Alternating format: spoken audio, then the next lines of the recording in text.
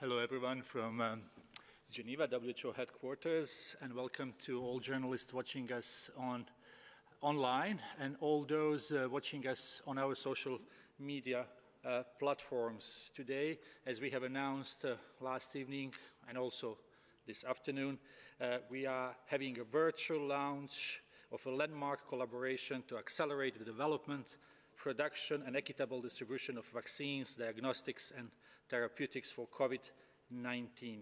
The aim of this new collaboration is to make vaccines, diagnostics and therapeutics for COVID-19 accessible to everyone who needs them worldwide. Because we have an increased number of speakers at the launch today, the event itself will go beyond 90 minutes probably, and therefore our next virtual press conference on COVID-19 will take place next Monday, that's 27th of April. I will give the floor immediately to Dr. Tedros, who will tell us more about the event and introduce guests.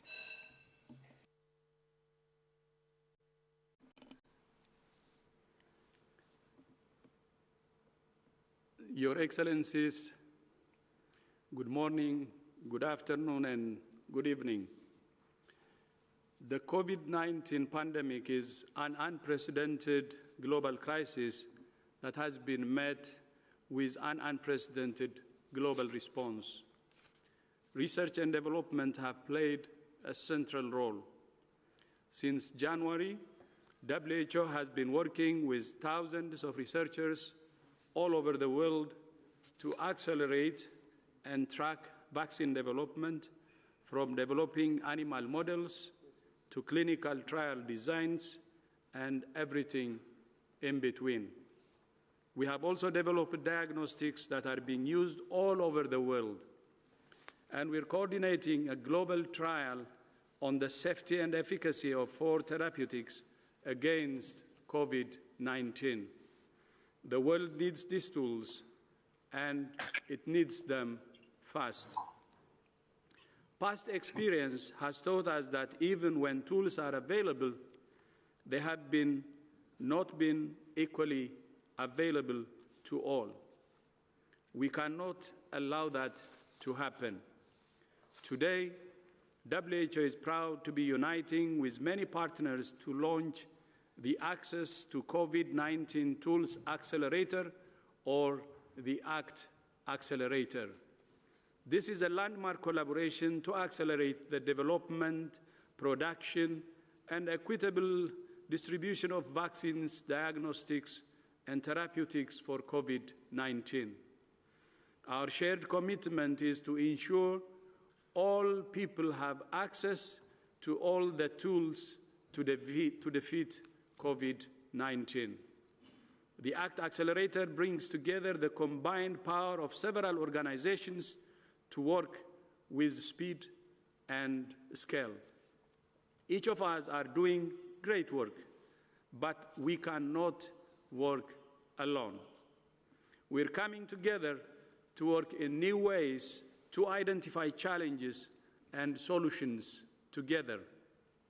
I'm especially grateful to President Emmanuel Macron, President Ursula von der Leyen, and Bill and Melinda Gates for their leadership and partnership in co-hosting this ACT Accelerator launch. We're also grateful for the support of many world leaders who you will hear from today. And I would especially like to thank Sir Andrew Whitty and Dr. Ngozi Okonjo-Iweala for agreeing to act as a special envoys for the ACT Accelerator. We're facing a common threat, which we can only defeat with a common approach. I would now like to invite other co-hosts to speak, beginning with His Excellency, President Emmanuel Macron. Monsieur le Président, you have the floor.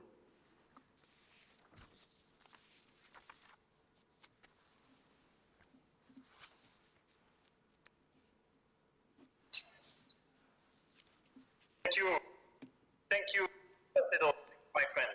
Merci beaucoup, cher ami, monsieur le secrétaire général des Nations Unies, mesdames, messieurs, les chefs d'État et de gouvernement, monsieur le directeur général de l'OMS, mesdames, messieurs. Je suis très heureux de vous retrouver, même virtuellement par cette visioconférence, pour pouvoir en effet appeler à l'action et porter cet acte de la création donc de cet accélérateur pour lutter contre le Covid-19. Et je veux commencer en rendant hommage à la fois au personnel de santé partout dans le monde se battre contre le Covid-19. Nous leur devons tant rendre hommage aux chercheurs qui se sont engagés dans tous nos pays pour lutter contre le Covid-19, qu'il soit du secteur public ou du secteur privé, et remercier les personnels humanitaires, ceux des Nations Unies et de l'ensemble des ONG qui, sur le terrain, se battent activement contre ce virus et toutes ses conséquences. Aujourd'hui, la communauté internationale, réunie sous l'égide des Nations Unies et de son agence qui est l'Organisation mondiale de la santé, avec l'ensemble des acteurs de la santé mondiale, les organisations régionales, la société civile, décide d'agir concrètement et d'unir ses forces dans un partenariat inédit pour plus d'efficacité. Et vous l'avez dit, avoir autour de la table à la fois l'Organisation mondiale de la santé qui en assurera la coordination, mais CEPI, Gavi, le Fonds mondial, Unitaid, Wellcome Trust, la Banque mondiale, la Fondation Bill et Melinda Gates, les acteurs du secteur privé pharmaceutique, les ici rassemblés, est inédit. Et je veux insister juste sur quelques points qui sont structurants pour cette initiative et gagner contre cette pandémie. On a au fond 4 piliers pour réussir. Le premier pilier, c'est notre efficacité collective pour soutenir les systèmes de soins.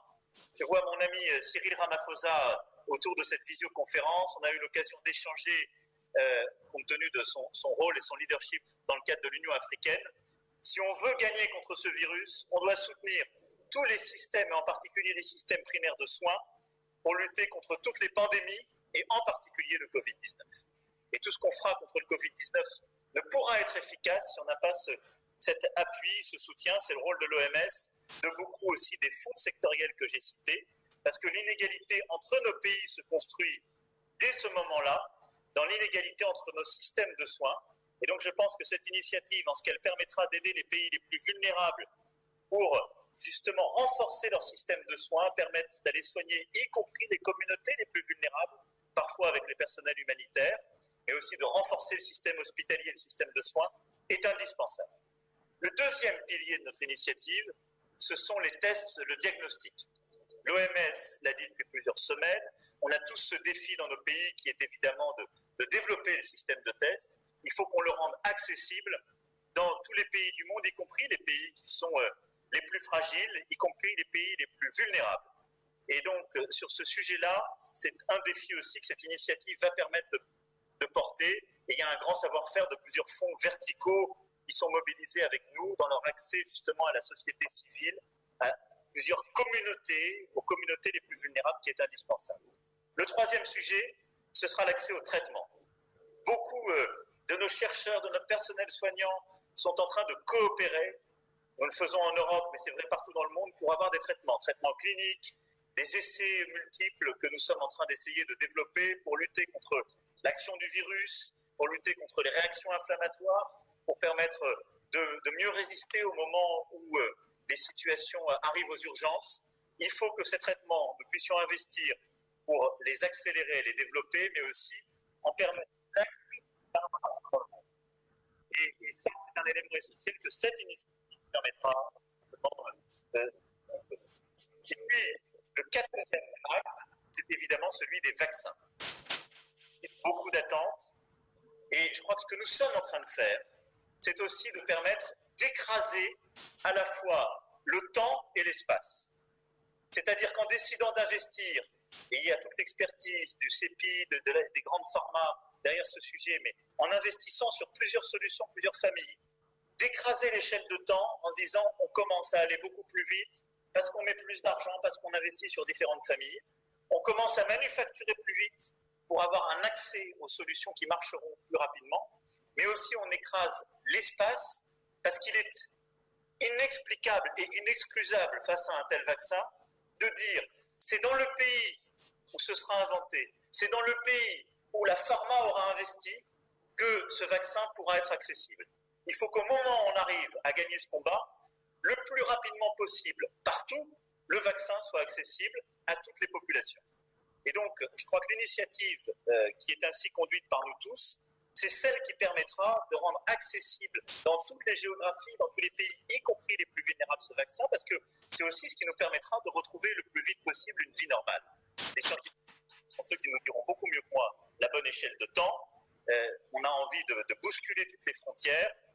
On sait que c'est très dur de le faire avant 12-18 mois, on m'avait dit au début. Certains m'ont dit maintenant, peut-être d'ici la fin de l'année, on y arrivera. Je veux croire aux solutions les plus volontaristes. Plus on se mobilisera, plus on sera unis, plus on arrivera à mettre tout l'argent public et privé mobilisable, mieux on y arrivera. Nous allons maintenant continuer à mobiliser tous les pays du G7, du G20, pour qu'ils se mettent derrière cette initiative. J'espère qu'on arrivera à réconcilier, si je puis dire, auprès de cette initiative commune, et la Chine et les États-Unis d'Amérique, parce que c'est au fond de dire la lutte contre le Covid-19, c'est un bien commun de l'humanité, et aucune division, au fond, n'a lieu pour gagner cette bataille. Et ce que je voudrais enfin retenir, c'est deux choses. On a un rendez-vous le 4 mai prochain autour de l'Union européenne autour maintenant de ce plan d'action très clair où tout le monde est uni, lever l'argent. Et je voudrais que cette méthode, on arrive collectivement à la garder en tête pour les autres pandémies, pour beaucoup d'autres luttes qu'on a à mener. Ce qu'on est en train de faire, maintenant il faut le réussir, montrer au monde que c'est possible quand on se met tous ensemble et qu'on unit nos forces.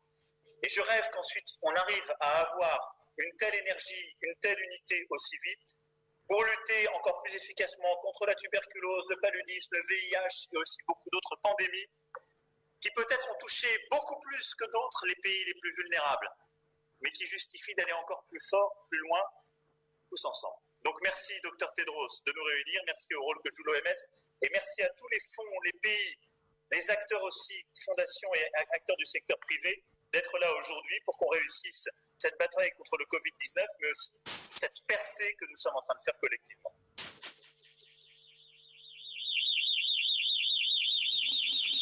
Thank you. Thank you so much, President Macron. Merci beaucoup.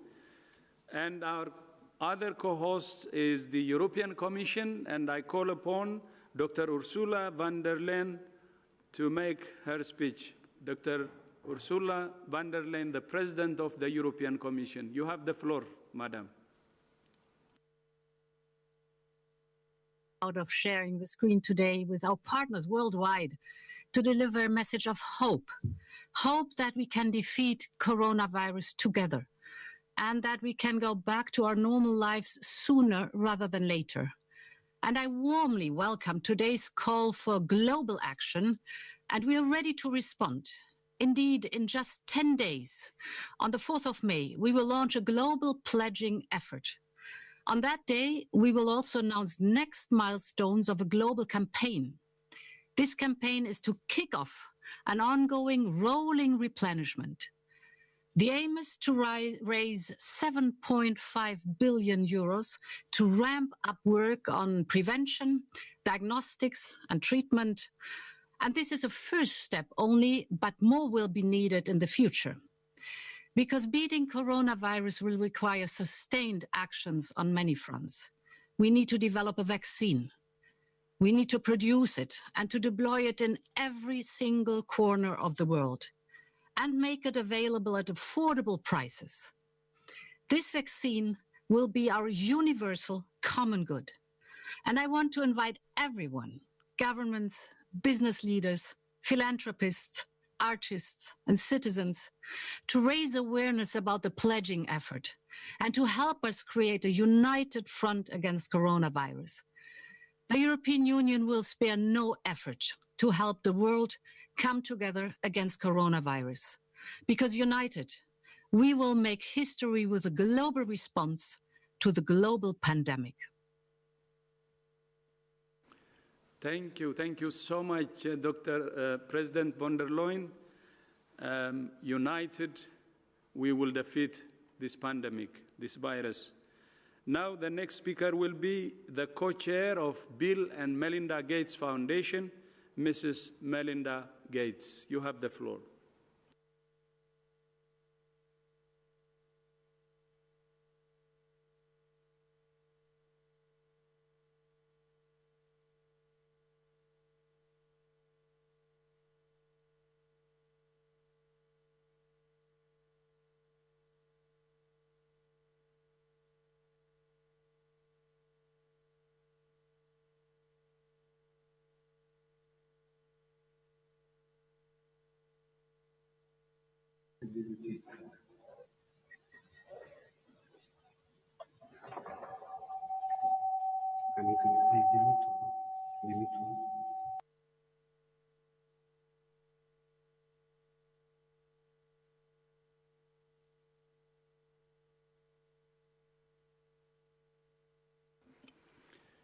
Okay, I think we have a technical problem. We will come back again to Bill and Melinda Gates Foundation, and I will proceed to the next speakers. And the next speaker will be His Excellency, Mr. Antonio Guterres, Secretary General of the United Nations. Your Excellency, you have the floor. Thank you very much. This launch brings together world leaders, the private sector, scientific and humanitarian actors and other partners to promote health, keep the world safe, and advance the public good. Human health is the quintessential global public good. And today we face a global public enemy like no other. In an interconnected world, none of us is safe until all of us are safe. COVID-19 respects no borders. COVID-19 anywhere is a threat to people everywhere. The world needs the development, production, and equitable delivery of safe and effective COVID-19 vaccine, therapeutics, and diagnostics. Not a vaccine or treatments for one country or one region or one half of the world, but a vaccine and treatment that are affordable, safe, effectively, easily administered, and universally available for everyone, everywhere. A world free of COVID-19 requires the most massive public health effort in history. Data must be shared, production capacity prepared, resources mobilized, communities engaged, and politics set aside. I know we can do it. I know we can put people first. These new tools must be a very clear and essential example of a global public good. For too long, we have undervalued and underinvested in global public goods, a clean environment, cybersecurity, peace, and the list goes on. So let this be one vital lesson of this pandemic, the need for new urgency in support of global public goods and universal health coverage. We are in the fight of our lives, we are in it together, and we will come out of it stronger together. Thank you.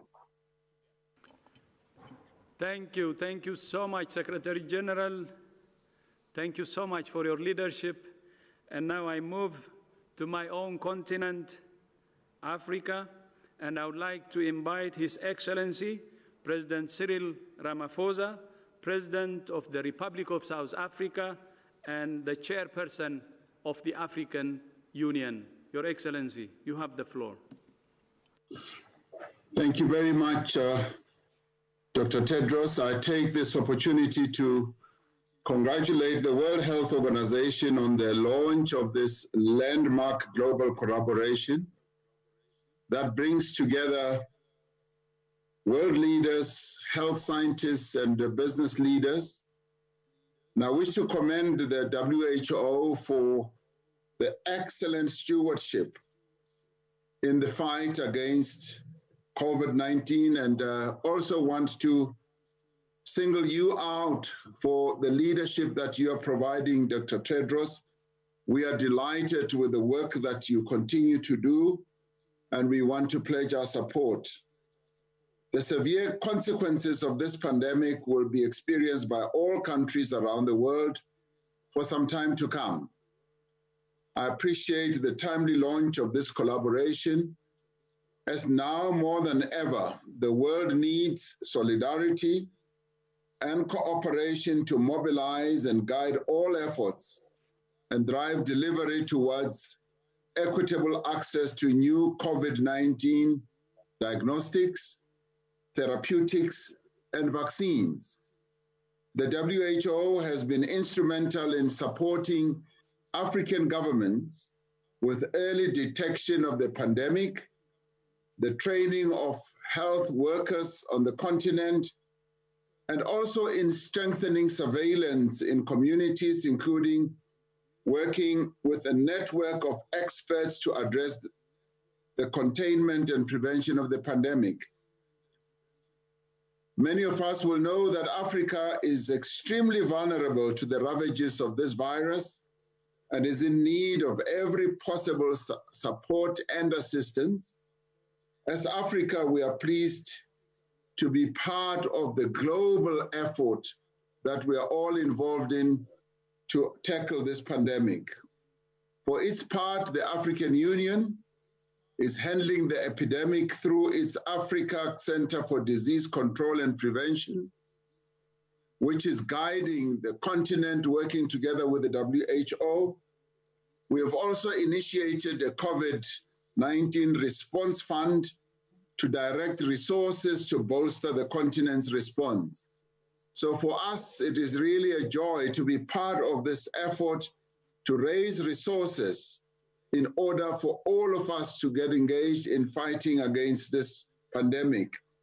And to date, a number of countries on the continent have contributed money towards this effort.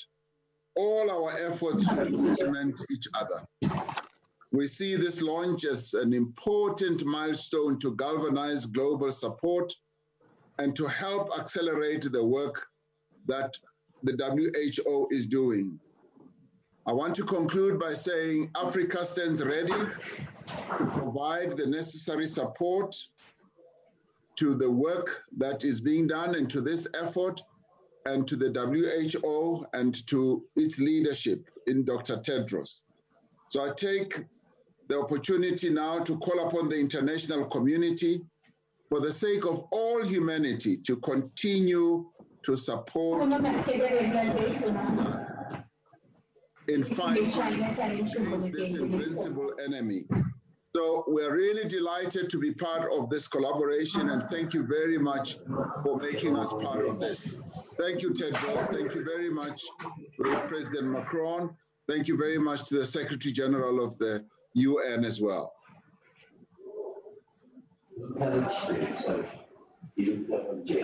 Thank you so much, Your Excellency. Thank you, my brother. And now I would like to invite Her Excellency, Mrs. Angela Merkel, Chancellor of the Federal Republic of Germany. Your Excellency, you have the floor.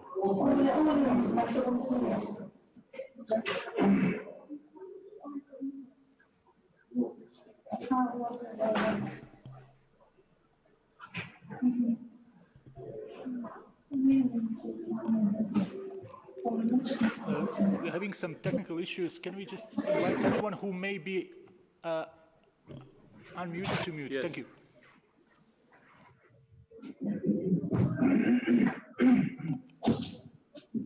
Your Excellency, you have the floor. Can you hear me now? Yes, we can hear you. Okay, also guten Tag und guten Nachmittag, guten Abend, guten Morgen. Ich freue mich, hier dabei zu sein, wenn heute der Startschuss gegeben wird für diese so wichtige Konferenz am 4. Mai, die sich dem Kampf gegen Covid-19 widmet. Wir sind uns alle einig, dass diese Pandemie die größte Herausforderung seit Jahrzehnten ist, und ich bin sehr dankbar, dass die Weltgesundheitsorganisation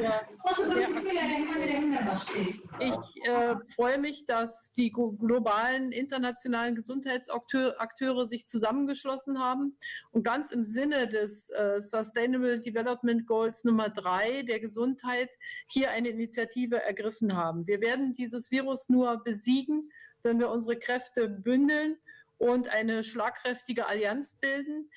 Die Gesundheitsakteure haben dies bereits getan, und wir sind von deutscher Seite aus bereit, dies politisch mit all unseren Kräften zu unterstützen. Und ich bin auch der Europäischen Union sehr dankbar, dass sie hier die Dinge auch mit in die Hand genommen hat.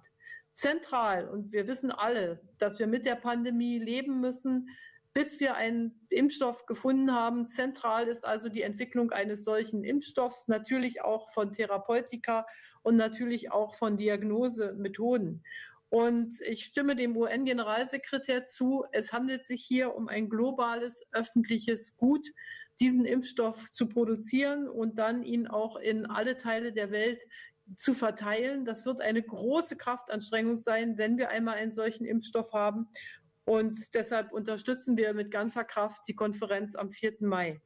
Wir wissen, dass noch eine ziemlich beachtliche finanzielle Lücke zu schließen ist. Und deshalb möchte ich auch alle aufrufen, egal ob aus der Politik oder aus der privaten Wirtschaft, die in der Lage sind, uns zu unterstützen, um diese finanzielle Lücke von 8 Milliarden Euro, so wie uns das Global Preparedness Monitoring Board gesagt hat, zu schließen und dann wirklich sicher auf dem Pfad zu einer Entwicklung zu sein. Wir werden neue Methoden gehen müssen, auf der einen Seite der Entwicklung und parallel des Aufbaus von Produktionskapazitäten, und zwar möglichst an vielen Stellen der Welt für so einen Impfstoff. Und wir wissen, dass wir Regionen haben, die besonders stark betroffen sind. Der Präsident Südafrikas und Präsident der Afrikanischen Union in diesem Jahr hat darauf eben hingewiesen. Und deshalb ist unser Engagement für Afrika, aber auch für andere ärmere Länder auf der Welt von so entscheidender Bedeutung.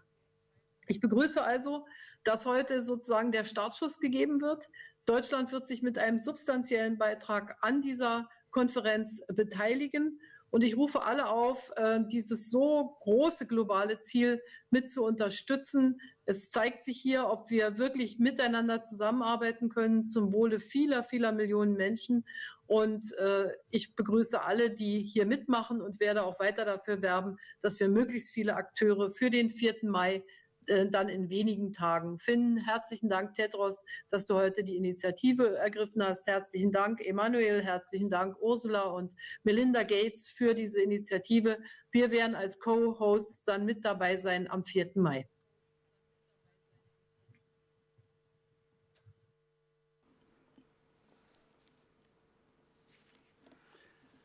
Vielen Dank, Your Excellency. Thank you so much for your leadership. Now we move to Latin America, and I would like to invite His Excellency, Mr. Carlos Alvarado, President of the Republic of Costa Rica. Your Excellency, you have the floor, and thank you so much for joining.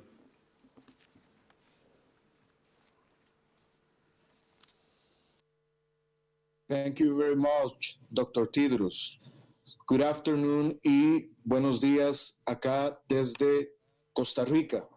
Representando a Costa Rica, para mí es un honor ser testigo de esta iniciativa y también apoyarla de manera decisiva para que todas las personas a través del mundo puedan tener acceso al desarrollo, a la producción de los tratamientos necesarios para combatir el COVID-19.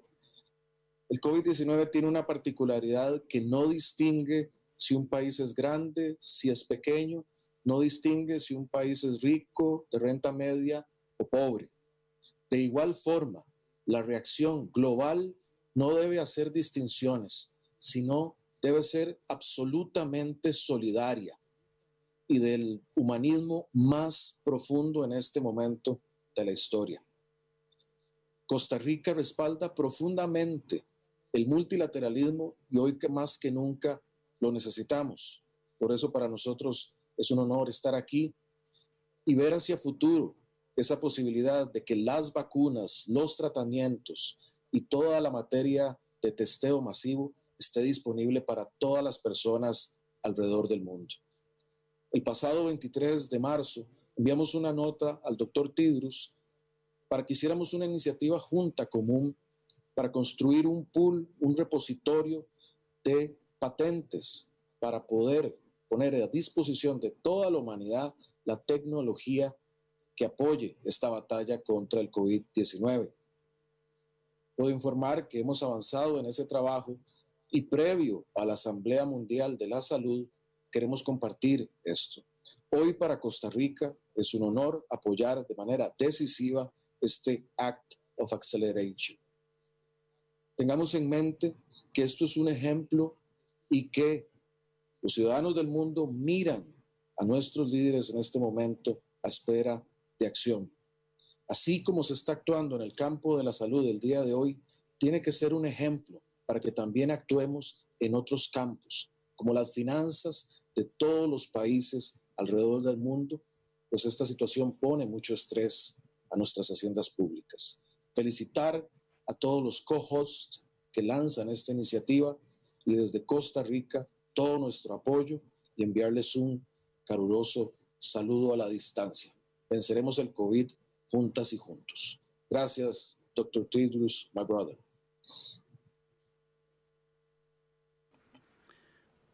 Muchas gracias, hermano. Thank you so much for your leadership, and thank you so much also for taking the initiative to send me the letter. And this is part of what we're doing now, and we're really proud of your initiative. And now we move into Italy, and I would like to invite His Excellency, Mr. Giuseppe Conte, President of the Council of Ministers of the Republic of Italy. Thank you. Grazie mille for joining, Your Excellency. The floor is yours.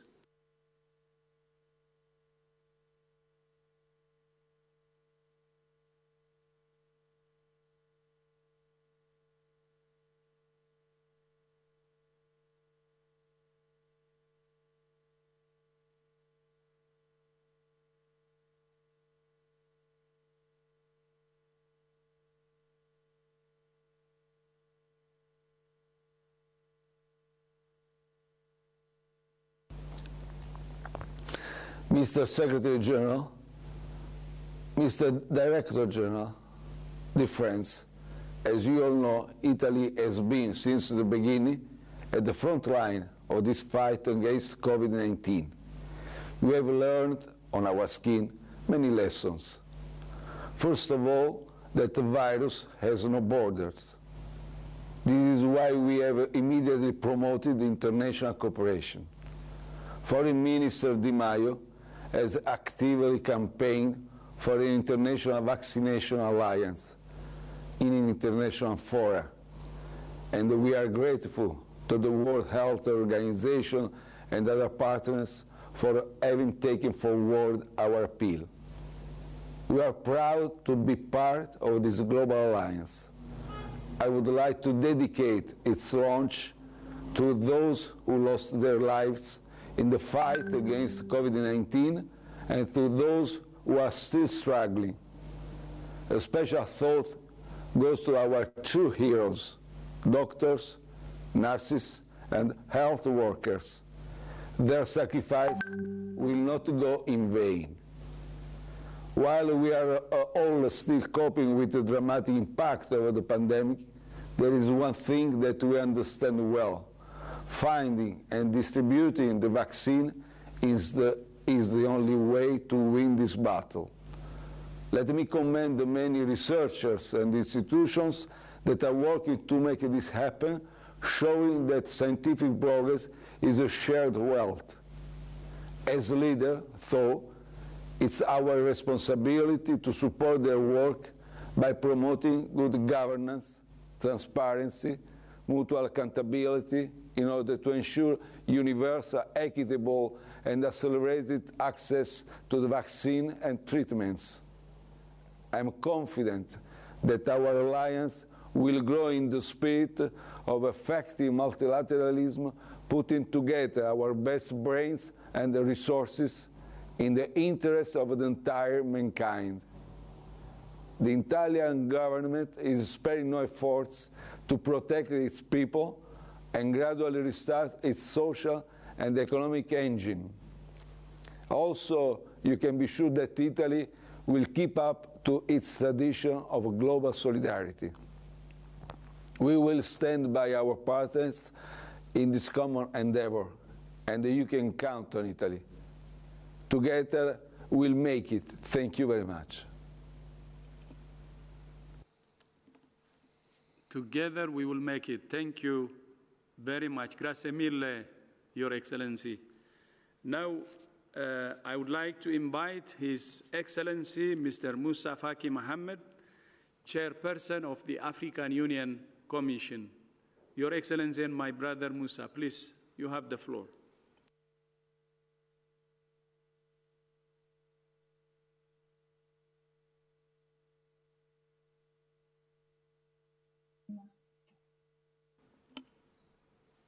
I think voice is not. Excellences, Mesdames et Messieurs les chefs d'État et de gouvernement, Monsieur le secrétaire général, Monsieur le directeur général, continent de 1,3 milliard d'habitants et dont les systèmes de soins ne sont pas des plus performants, l'Afrique s'est dotée d'une stratégie continentale conjointe pour lutter contre le Covid-19. Cette stratégie repose sur la coopération, la coordination et la collaboration. Notre conviction est que ce n'est que par le biais de l'innovation et la science que nous gagnerons la bataille contre le Covid-19. Innovation pour le développement des diagnostics, innovation pour le développement des vaccins, innovation pour le développement des traitements. L'Afrique comme continent est fortement engagée à collaborer avec tous les partenaires, États, acteurs du secteur privé, organisations internationales sous-régionales, instituts de recherche, ONG, société civile, pour faire avancer toute innovation basée sur la science et l'éthique de nature à contrôler et à terme vaincre le Covid-19.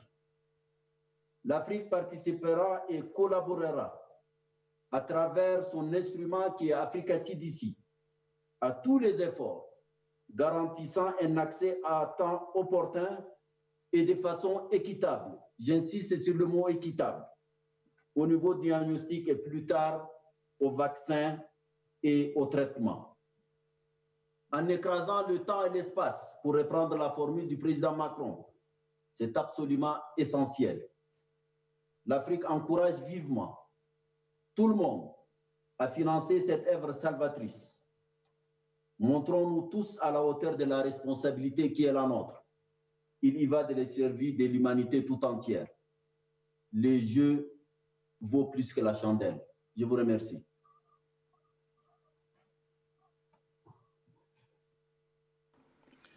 Thank you so much, Your Excellency. Thank you, my brother. Thank you for your leadership and for the continent-wide strategy that you're leading.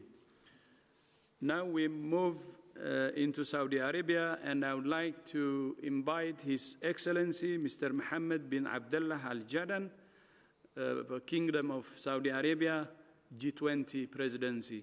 Your Excellency, you have the floor.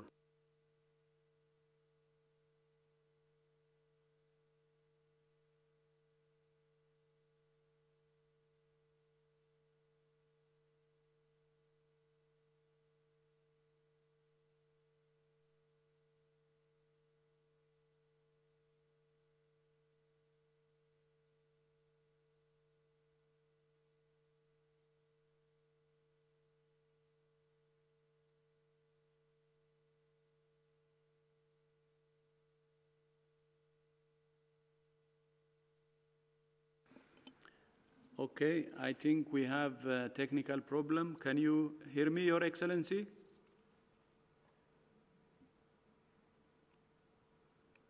Okay, we then move into the next program. The next 5 will be video messages from leaders, and we will replay the message from the co-chair of the Bill and Melinda Gates Foundation, Ms. Melinda Gates, please. The moment we're living through right now is a reminder that we're all part of the same global community. As new diagnostics, treatments, and vaccines become available, we have a responsibility to get them out equitably with the understanding that all lives have equal value. COVID-19 knows no borders, and defeating it will require action and investment across sectors and countries. The collaboration we're seeing today, along with the commitments we make at the upcoming Global Response Summit, will help the world rise up to meet this big challenge. Thank you, Melinda. And the Bill and Melinda Gates Foundation is co-hosting this launching event, and they're one of the co-leads of this effort. And now we move into a message from His Excellency, President Paul Kagame, President of the Republic of Rwanda, and Chairperson of the NEPAD Heads of State and Government Orientation Committee. The COVID pandemic reminds us that global equity in health is absolutely critical. No one is safe unless we're all safe. Essential health technologies must be available wherever needed. We must deploy everything we know about international solidarity to fight COVID together. This is why the new global collaboration for new COVID-19 tools is so important. This coalition brings together 8 of the world's leading health and development organizations and philanthropies. By joining forces to accelerate the development of tests, vaccines, and treatments, we can end the pandemic sooner. Their commitment to ensuring equal access is the key. As the African Union's leader for domestic health financing, I wish to emphasize the importance of the upcoming pledging event. We have to be accountable to the citizens we serve and to each other. The global collaboration can count on Rwanda's active support. Thank you. Then now His Excellency Mr. Muhyiddin Mohamed Yassin, Prime Minister of Malaysia and Chairperson of the Asia Pacific Economic Cooperation, APEC.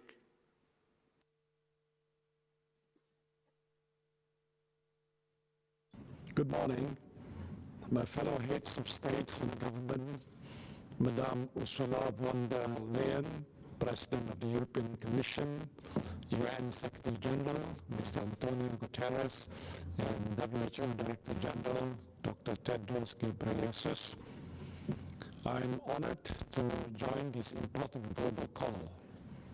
COVID-19 has impacted all of our lives and the global economy in ways never before experienced in living memory. The only way we can destroy this common invisible enemy of ours is through solidarity and cooperation. The world needs to come together to coordinate our efforts and expedite the development of effective tools to stop the spread of this disease. The role of the United Nations remains one of our strongest modalities to curb this pandemic in a manner that can ensure that the arsenals in this war that we are fighting can reach everyone, everywhere, in the shortest time possible. Never before has the clarion call to leave no one behind been more important than it is now. Malaysia therefore fully supports this landmark global collaboration to accelerate development and production of tools and vaccines and to assure equitable global access to new COVID-19 essential health technologies.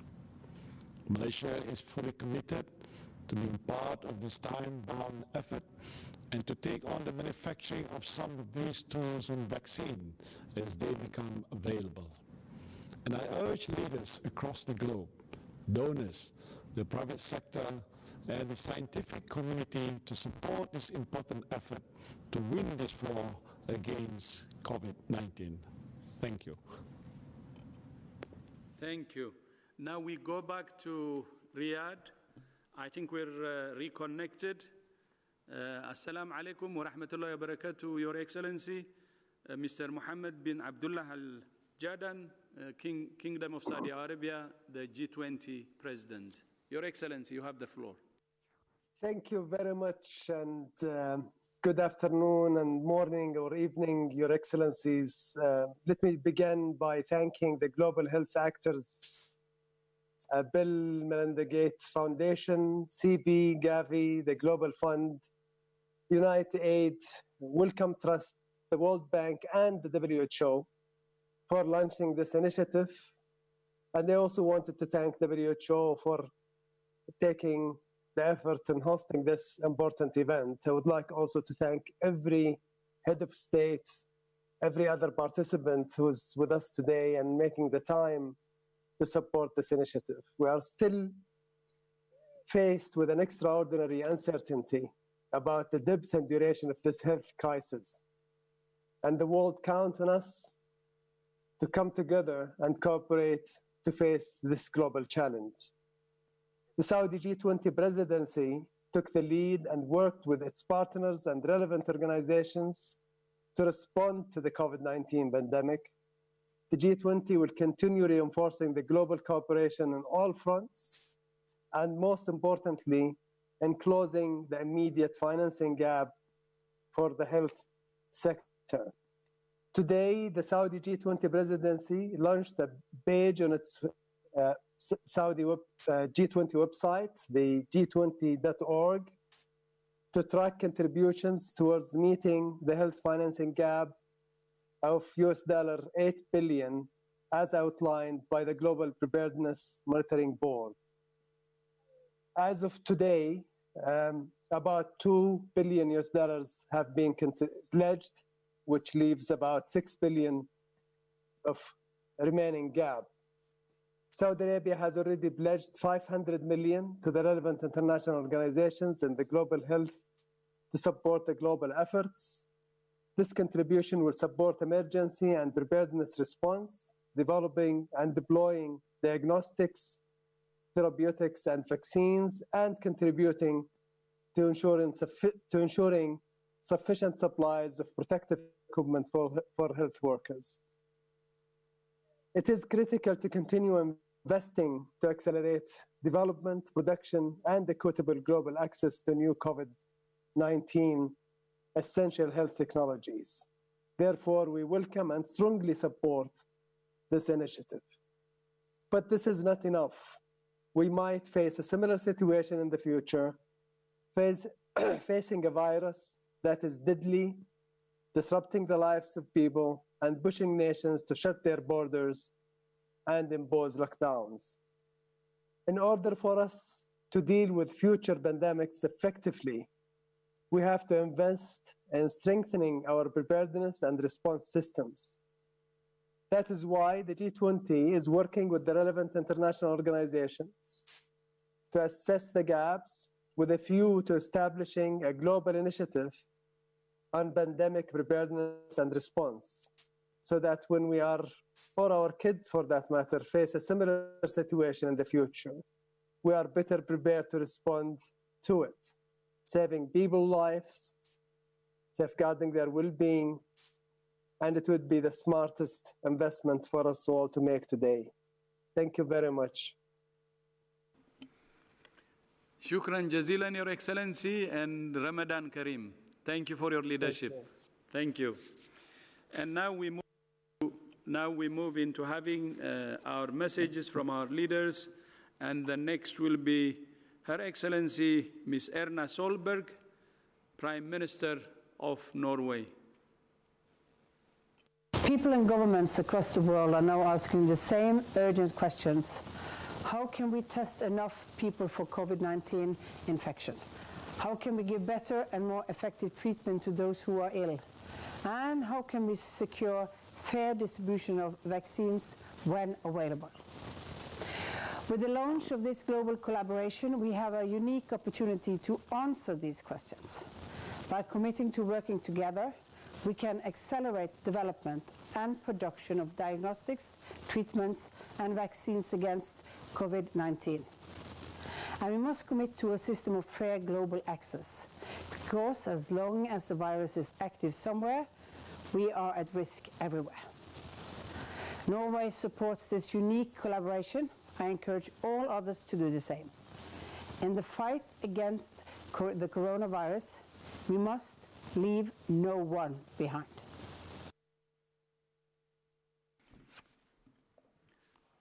Tax Kaduha, Your Excellency.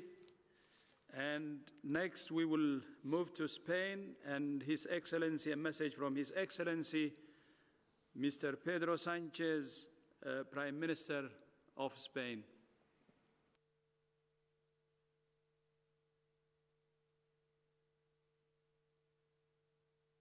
Hello, my name is Pedro Sanchez. I'm the Prime Minister of Spain. We are in the midst of an unprecedented crisis, but we have the chance to act decisively and come out stronger from it. As long as there are people infected anywhere in the world, none of us will be safe. I am committed, my country is committed to doing whatever it takes to avoid anything similar from happening again in my country, Spain, or anywhere else. We firmly believe that solidarity and multilateralism are the only way forward, and we have declared so publicly. Now it's the time to walk the talk, and today I believe we're taking a decisive step in the right direction.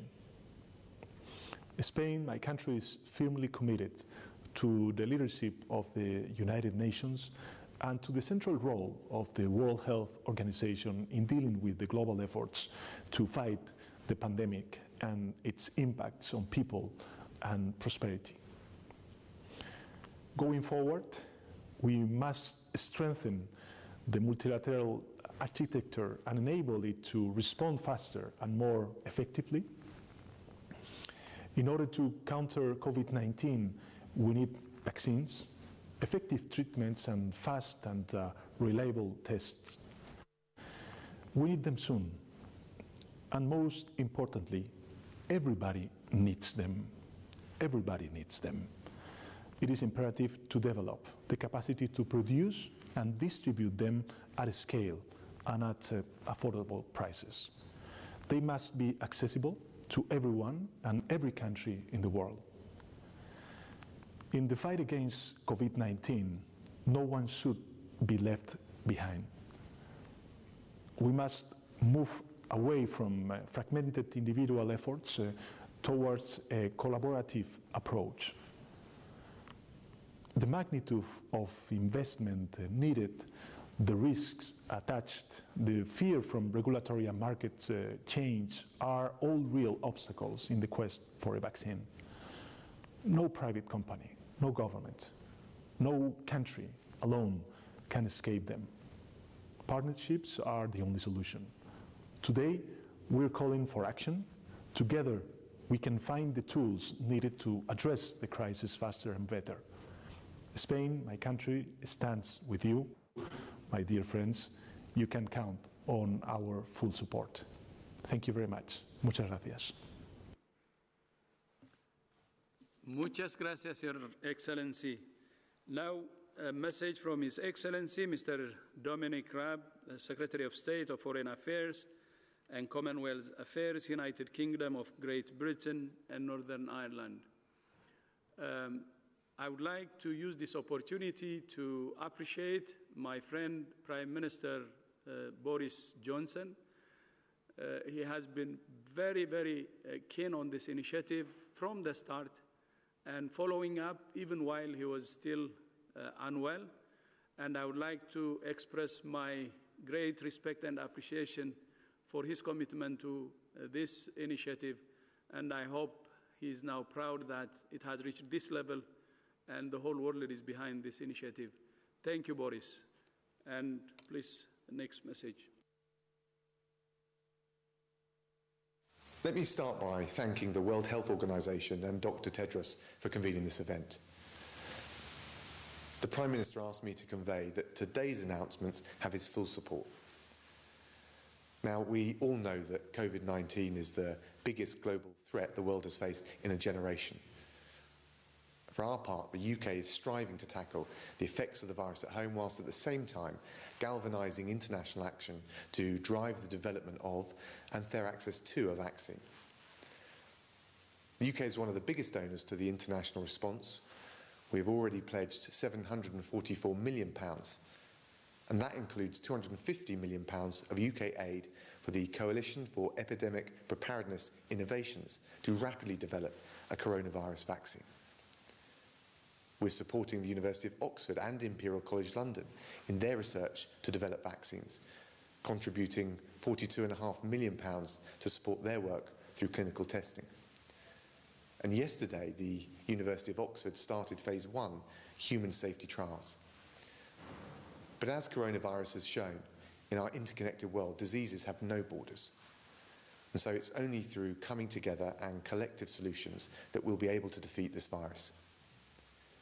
That's why the UK is proud to support the WHO's call to action. We welcome global health partners coming together to accelerate progress towards a vaccine. And we look forward to supporting the Global Coronavirus Response Summit on the 4th of May, which will drive forward our collective global effort to tackle coronavirus. It will ensure that desperately needed resources for research and development of new vaccines, therapeutics and diagnostics are made available so that we can overcome this disease. And we also look forward to working with Sir Andrew Whitty and Ngozi Okonjo-Iweala in their role as the new vaccine envoys. The UK will host the Global Vaccine Summit virtually on the 4th of June, where we need to fully fund Gavi and make sure Gavi's expertise and capacity are at the heart of our efforts to ensure equitable access for any vaccine. And just finally, I want to say the UK is proud to be standing side by side with our international partners in the fight against coronavirus. By working together, we can develop an affordable vaccine which is accessible to everyone who needs it as quickly as possible to end this pandemic once and for all. Thank you, Your Excellency. Now we move to our key partners. They have been waiting online, listening to our leaders from all over the world. And I will start with Dr. Seth Berkley, Chief Executive Officer, Gavi, the Vaccine Alliance, who has been working very hard to make this launching a reality. My brother, you have the floor. Seth.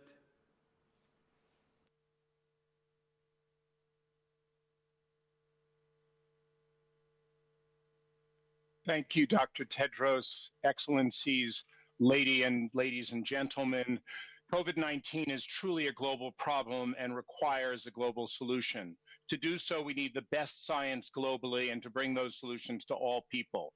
That is why I am so glad to be working with all of my other sister organizations to try to accelerate COVID-19 tools.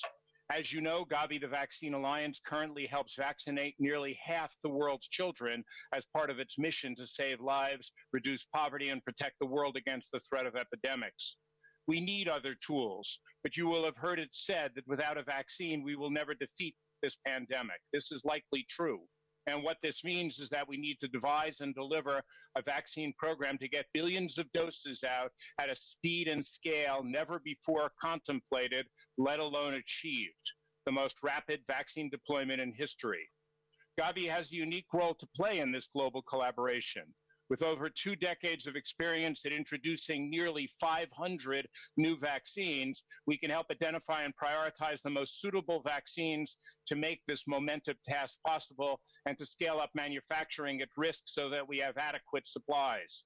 Lastly, the infrastructure we have helped put in place in the countries we support, right down to the community level, will help us ensure not one person gets left behind. This is what Gavi was set up to do. We are already helping countries deliver vital testing and other equipment and working to maintain life-saving immunizations even as countries face up to the pandemic. The expertise and the structures to defeat COVID-19 are in place. Today, in this esteemed company, I'm proud to say we now have the commitment. We look forward to working with all of you. Thank you. Thank you, Seth, and thank you, Gavi. Gavi and Global Fund actually have reprogrammed their funding from day one to fight COVID, and I would like to recognize that, and thank you so much for your leadership. Now I go to Peter Sands, the Executive Director, the Global Fund to Fight AIDS, Tuberculosis, and Malaria. Peter, my friend, you have the floor.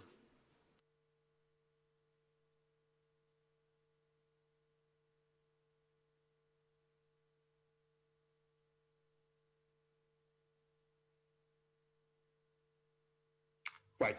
Thank you, Tedros. The Global Fund is committed to playing our part in this extraordinary and crucial partnership.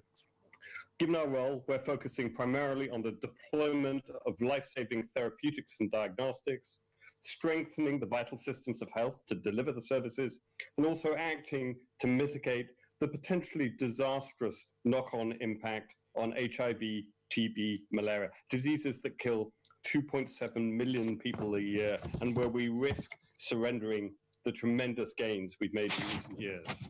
In fighting COVID-19, in fact, we should learn the lessons from these earlier pandemics, from the fight we've had against HIV, TB, and malaria. First, we absolutely need new tools, and we need them fast. And we need to pursue vaccines, therapeutics, and diagnostics with equal vigor. A vaccine is the best answer, but it is not the only answer. It's worth reflecting that in the fight against HIV, TB, and malaria, despite huge efforts, we still don't have a vaccine against any of them. But with diagnostics, therapeutics, and prophylactics, we have demonstrated that we can achieve massive reductions in mortality, and many parts of the world have eliminated these diseases as threats to public health. Second, we must recognize that developing new tools is essential, but not enough. We must make sure the people who need them get them. The lessons from AIDS must be learned. Many millions died before antiretroviral medicines were made widely accessible, in large part through the creation of the Global Fund. In the fight against COVID-19, we must leave no one behind. Third, access to drugs is also not enough. These have to be delivered within a system of care. This takes money, infrastructure, capacities. For example, less than a third of the cost of the fight against AIDS, TB, and malaria is the cost of the biomedical tools. And finally, we need everyone engaged in this fight. And above all, we need the communities that are most affected. Defeating COVID-19 and mitigating the impact on HIV, TB, and malaria will need not just the engagement of these communities, but their leadership. To defeat COVID-19, we must unite to fight. We must unite to fight this common threat to humanity. Thank you. Thank you, Peter. And now we move to our other key partner, sister organization. I prefer to say what Seth said, Chief Executive Officer of the Coalition for Epidemic Preparedness and Innovation, CEPI, Dr. Richard Hatchett. Richard, you have the floor.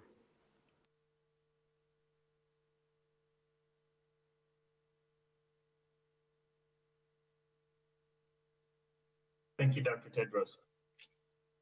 It's an honor to be here today to commit CEPI to work as part of the ACT Accelerator.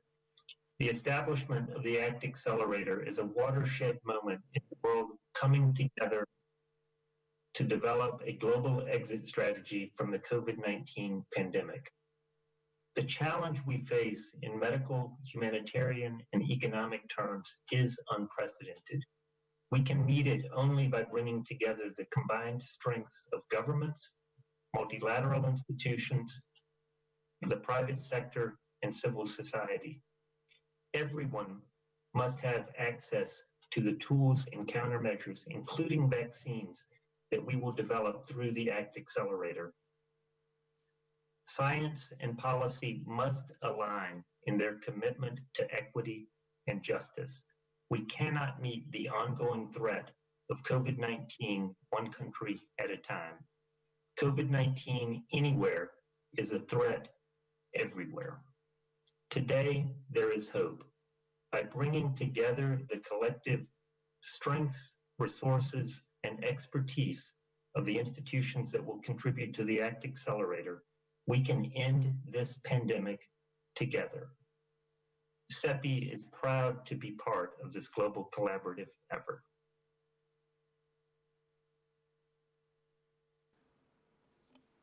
Thank you, Richard. Thank you so much for your partnership. And now we move to UNITAID.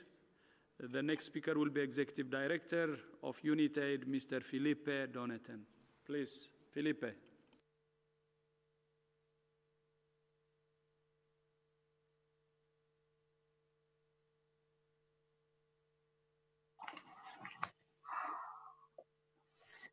Thank you, Dr. Tedros, Your Excellencies, dear colleagues, ladies and gentlemen.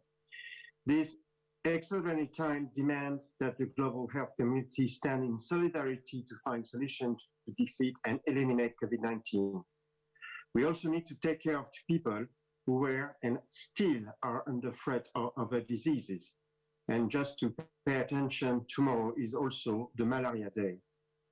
But this global threat requires an unprecedented global response. The launch of the RCT accelerator today is key to strengthen and accelerate the world coordinated response against COVID-19. We all know that we need a vaccine, but also, as soon as possible, we need test and treat approach that requires new treatments, better and faster diagnostic. This solution needs to work everywhere, including countries with weak health systems, and we need to ensure access to all those in need, including health and community workers. And we believe we, as part of the health community and with industry, we can make it.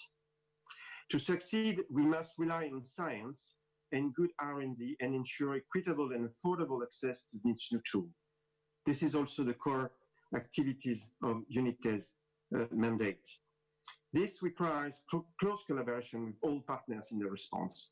This is the commitment we are making today. UNITED has already started and will actively collaborate alongside partners supporting an urgent and ambitious response to the COVID pandemic. It is the combat of our life, and we will do everything we can to succeed. Thanks for the head of states from the north and the south. Thanks for WHO to help all of us to make this happen for the people of the world. Thank you. Thank you, Felipe. Thank you, UNITAID. Now we move to this to IFRC, the International Red Cross and Red Crescent Movement, and the Secretary General, Mr. Jagan Chapagain. Please, Jagan, you have the floor. Excellencies, ladies and gentlemen, let me start by thanking Dr. Tedros for his leadership of WHO in this difficult time. The International Federation of Red Cross and Red Crescent Societies is fully committed to this global collaboration, the ACT Accelerator.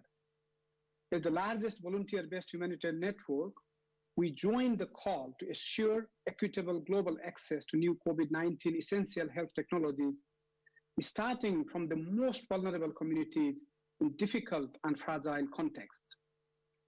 Developing technologies, be it vaccines, drugs, or diagnostics, is a very important first step. Ensuring fair allocation and timely delivery to all in need is the greatest challenge. The time to prioritize equity is now. This means putting the most disadvantaged communities at the center of our collective response to this pandemic. We in IFRC pay tribute to 14 million Red Cross Red Crescent volunteers and all other volunteers for their heroic work at the community level in more than 192 countries. And we offer this network in support of this global effort to ensure that no one is left behind in this humanitarian crisis. The power of our humanity is and will be measured by how we collectively protect the weakest among us. Thank you. Thank you, Jagan. Thank you, IFRC. Now I would like to invite my brother, Sir Dr. Jeremy Farrar, Director, Wellcome Trust. Jeremy, you have the floor.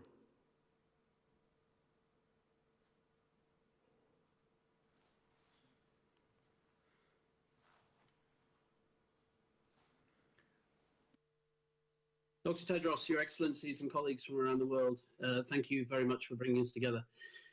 Amidst the horror of this pandemic, this partnership does offer us our greatest hope, and also by bringing everybody together, the greatest chance to deliver. The whole world is affected, and the whole world must come together to find an equitable way through this. We must leave no one behind, as we've heard repeatedly today. Physical distancing, testing, isolation, and the best clinical care are absolutely crucial now. But this is now a human endemic infection. It will not disappear. This is not SARS. The only true exit strategy is through science and the manufacturing of that science and the equitable distribution to the world to make sure everybody receives it independent of their ability to pay. And we do need all. We need diagnostics, we need treatment, and we need vaccines, and we have to have the capacity to deliver them, not just make them.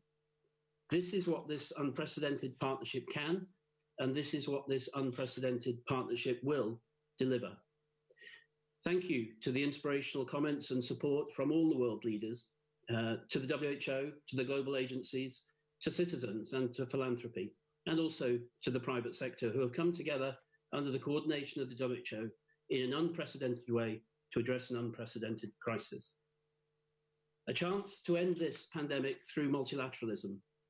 And out of this pandemic and out of this crisis, the chance to actually forge a better world which is more equitable and which commits to public health. That is the prize of our time. Yes, for COVID, but actually beyond COVID to the whole of public health. And it's a question of social justice and equity. It's a question of the sort of world that we want to live in. Thank you, Dr. Tedros. Thank you to yourself, the great leadership through this, but also thank you to your great team alongside you who have made this happen. And it has not been always easy. And I pay tribute to all the healthcare workers all over the world who are putting their lives at risk so that all of us can be that little bit safer. The hard work starts now, and nobody should be under any illusion this is going to be incredibly hard work. But together we can, together we will, and together we must. Dr. Tedros, thank you very much for your leadership. Thank you, Jeremy. I fully agree. Together.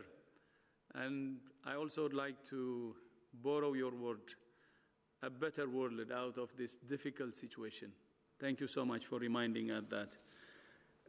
You have heard from our political leaders, our agency leaders, and now the next group will be the business leaders. We don't believe that this initiative will succeed without the private sector. So I have colleagues who will be speaking representing the private sector. The private sector is central to the success of this initiative. And I would like to invite Mr. Thomas Coney, Ambassador Thomas Coney, Director General, International Federation of Pharmaceutical Manufacturers, IFPMA. You have the floor, Thomas.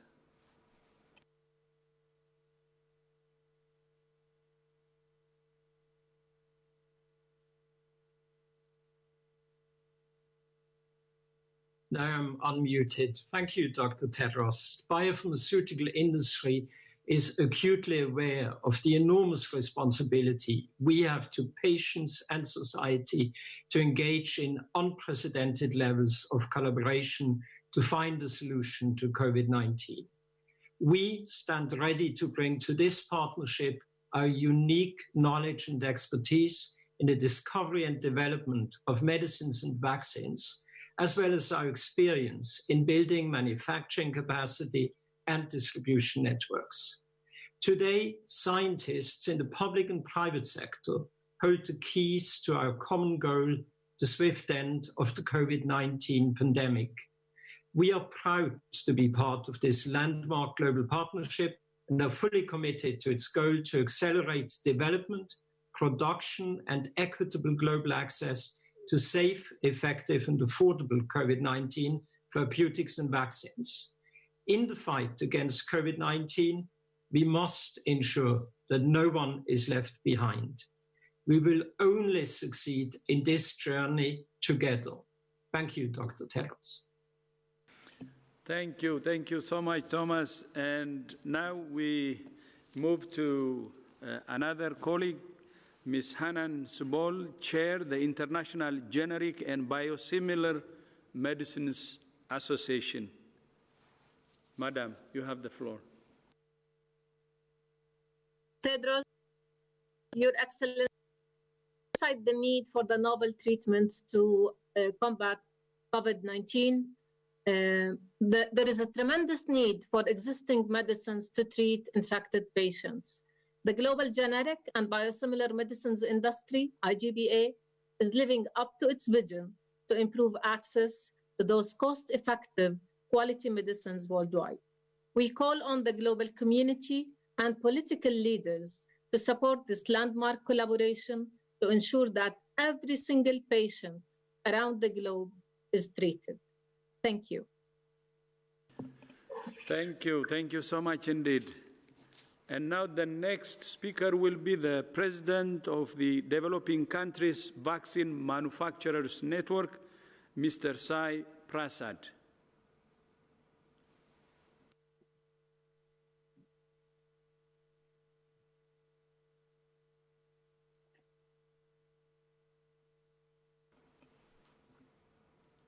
I think if you can unmute probably. Thank you. Yeah, thank you, Dr. Tedros. We, the Developing Country Vaccine Manufacturers Network, hereby express our steadfast commitment to support COVAX's objectives. Our network of manufacturers supply more than 3 billion doses of vaccines in 170 countries every year. Our commitment to COVID access is expressed in 3 distinct ways. First, many companies in our network are developing vaccines against COVID-19. Second, our network of manufacturers are based across countries around the world with manufacturing facilities, capacities, and expertise, which are ready to be deployed when vaccines are available for COVID-19. Third, and most importantly, we continue to manufacture and supply other life-saving vaccines which are critical for global public health. Dr. Tedros, the co-hosts, Your Excellencies, we appreciate the opportunity to serve the global community with this call to action. And we leave you with the statement, leave no one behind. Thank you. Leave no one behind. Thank you, Dr. Prasad. Namaste. Thank you so much. Namaste. Thank you. So we have listened to our political leaders, agency leaders, business leaders, and now I will move into our other speakers. 2 of them are special envoys, Dr. Ngozi Okonjo-Iweala, and also Sir Andrew Whitty. So I will start with Ngozi. My sister, you have the floor, and congratulations, and thank you also for accepting our challenge to be a special envoy for this very, very important initiative, ACT and Accelerate. Thank you. Ngozi.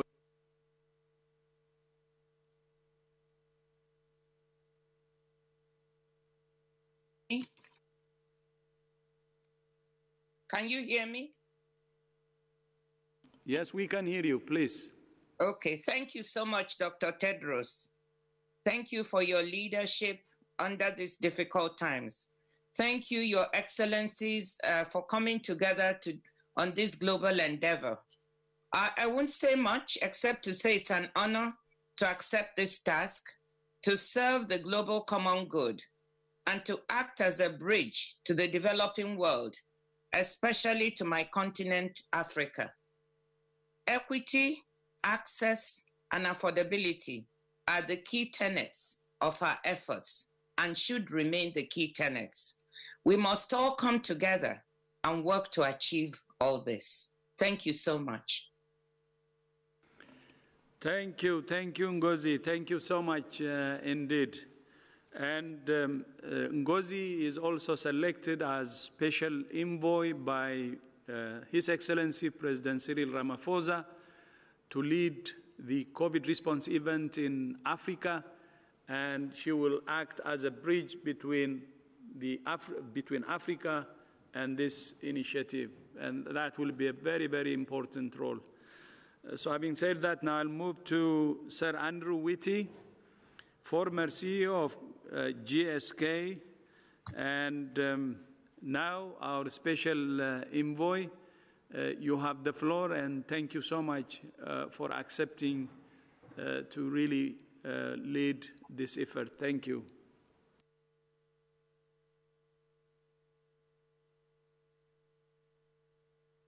Dr. Tedros, thank you very much for this opportunity.